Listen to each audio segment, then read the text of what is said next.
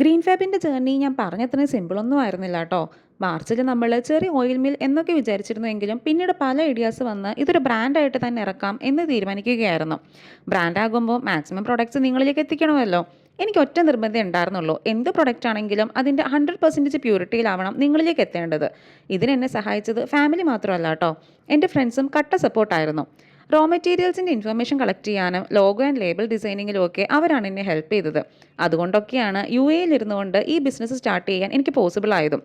ഇന്ന് നമ്മുടെ ബിസി ലൈഫിൽ നമുക്ക് കൺസിസ്റ്റൻ്റ് ആയിട്ട് മെയിൻറ്റെയിൻ ചെയ്യാൻ പറ്റാത്തതാണ് ഹെൽത്തി ലൈഫ് എന്നത്. അതിന് എൻ്റേതായൊരു കോൺട്രിബ്യൂഷൻ, അതാണ് ഗ്രീൻ ഫാബ് കൊണ്ട് ഞാൻ ഉദ്ദേശിച്ചത്.